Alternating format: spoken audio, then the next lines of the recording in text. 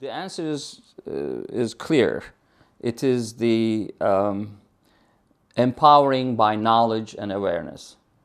Once the patient asks the right question, and once the patient or their loved ones, mothers, or whoever around them do know about the disease, things will change. And it is, I think that's the most important thing that I would say, changing that 4-year period, 5-year delay.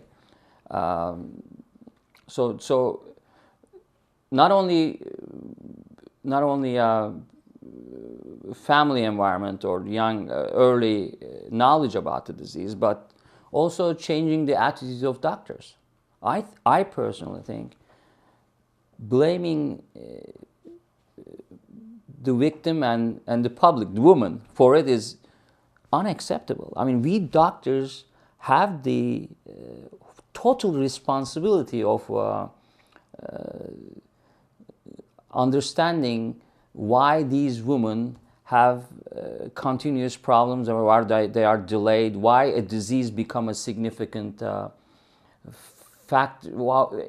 element of them losing their uteruses, ovaries, 5, 6, 7, 17 surgeries. There must be something wrong. I mean, any doctor should be able to think about that. I think we are not being taught well. I think women healthcare does not have a solid space in medical education. It's still taboo to talk about and asking that very simple question: does your symptoms correlate or synchronize with your period? Even doctors don't ask that question. If you don't ask the question, it's over. You cannot treat a patient for 5 years for bowel disease, which there's no element that there is, and you haven't asked that simple question: does it correlate, your constipation, painful movement, or bloatiness, gas, correlate with your period? Do you have painful bowel movement? And then doctors should be able to, and women will answer that question: do you have pain with intimacy? School nurses and moms and pediatricians, it needs to be a conversation about young women and advocating for their needs and knowing their body, part of like sex education, part of health. And I feel that had my mom or had that nurse or had my swim coach or my big sister said, you know, she's really suffering. She's real bummed out, and I don't think it's just because she's 15. You know, she seems to be really like having a harder time with this than she should. I think that would have been the moment, but I lucked out because my regimen was the regimen you get, you know. So I think there's a little bit of a fail-safe or a safety net in there, but I think just understanding it better is you know, the more you know. So people just need to have more of a conversation about it. I know there's still not a lot of awareness, but had there been this much awareness 10 years ago, I may have gotten diagnosed a lot earlier. And I mean, it's easy to say what would it have been like, but I just wish that everyone was like gastroenterologists and all sorts of like pediatricians, and everyone was a lot more aware of that it even exists, because that's sort of the baseline where everyone needs to be, that if we're taking this into our own hands at some point, the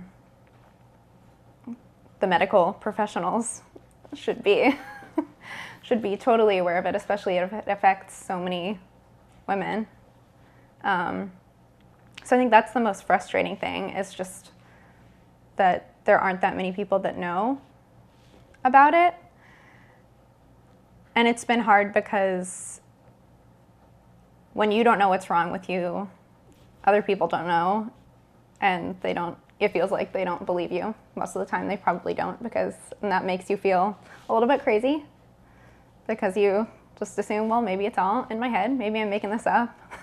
I mean, I could physically see that my body would change daily, basically, but you still wonder, like, is my stress causing that? Like, am I doing that to myself? And so that's been really, really difficult. I think it's really important, like, if I'm going through it, there's other people who are, and just to educate them, and because like, you can read it online, and when you're reading it on WebMD, it sounds a lot worse, but when you hear from someone who has the disease, I guess it's kind of like comforting. Because that's the thing, like when I first found out about endometriosis, I like went on a lot of blogs, because those were like things that were coming up on Google, and that made me feel better that there are other people, and just even if their scenario wasn't exactly the same as mine, it made me feel better that at least I was like, okay, she has it too, so I'm not the only one. So it makes you feel better. So I think it's important to talk about it and let other people know. We are very obsessed with the word cure. I think it is not fair. This is not cancer. This is not upper respiratory infection or strep. This is something, this is a process of menstruation. Women have a right to menstruate, but they don't have to suffer in pain. So the disease is highly treatable.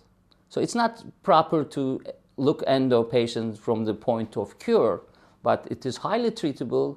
Quality of life could be gained with proper education, empowering with knowledge, and knowing more about the body, modifying diet. There are lots of complementary things to surgery that we can feel better.